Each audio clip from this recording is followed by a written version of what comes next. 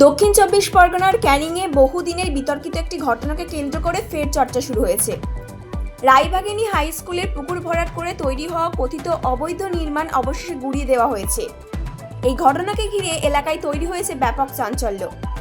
Roybaghini high স্কুলের ছাত্রছাত্রীদের অভিযোগ, ক্যানিং পশ্চিমের প্রাক্তন বিধায়ক পরেশরাম দাসের নেতৃত্বে স্কুলের পুকুর ভরাট করে সেখানে একাধিক দোকান ও স্থাপনা তৈরি করা হয়েছিল।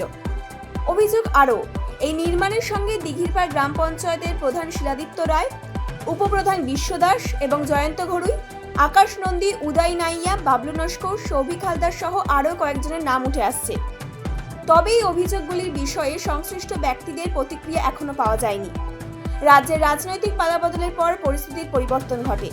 অবশেষে রায়বাগিনী হাই স্কুলের ছাত্রছাত্রীরা স্কুলের জমি পুনরুদ্ধারের দাবিতে সরব হয়।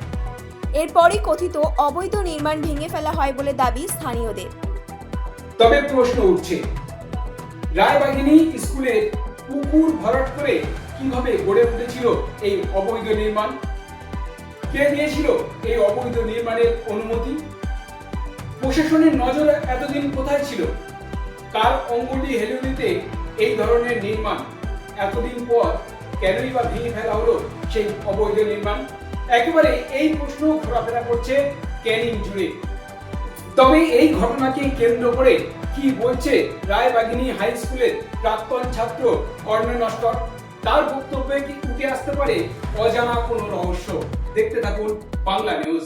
এটা হচ্ছে আমাদের রায়বাগানী হাই স্কুলের একটা সমস্যা। সেই সমস্যাটা হচ্ছে রায়বাগানী হাই স্কুলের যে পুকুর ছিল সেই পুকুরটাকে ভরাট করে, সেই পুকুরে মাটি ফেলে অবৈধভাবে ভরাট করে সেখানে দোকান তৈরি করে। এই ঘটনার সঙ্গে জড়িত আছে দিঘিরপাড় পঞ্চায়েতের প্রধান শিলাদিত্য রায়, উপপ্রধান বিশ্ব দাস এবং এখানকার পঞ্চায়েত যে সদস্য আছে বাবলু নস্কর, এখানকার পঞ্চায়েত সদস্য সৌভিক হালদার এবং জয়ন্ত ঘড়ুই এবং হচ্ছে দোলো, এরকম অনেকেই জড়িত আছে এই ঘটনার সঙ্গে। আর যখন এই পুকুর যখন ভরাট করা হয় তখন স্কুলের ছাত্রছাত্রীরা, স্কুলের শিক্ষক এবং অভিভাবকরা প্রতিবাদ জানালে তাদেরকে মারধর করা হয়, জীবননাশের হুমকিও দেওয়া হয়। তারপরে যখন পুলিশ প্রশাসন এখানে নির্বাক দর্শকের ভূমিকা পালন করে, স্বাভাবিকভাবে সবাই চুপচাপ থাকে। কিন্তু এখন রাজ্যের পালাবদলের পরে বারবার পুলিশ প্রশাসনকে জানার সত্ত্বেও পুলিশ প্রশাসন কোনো পদক্ষেপ না নেওয়ার কারণে ধৈর্য হারিয়ে ফেলে ছাত্ররা আজকের কিন্তু এই জায়গা দখলমুক্ত করে স্কুলের জায়গায় স্কুলের হাতে তুলে দেয়। আমার নাম কর্ণেল নস্কর, আমি এই স্কুলের প্রাক্তন ছাত্র।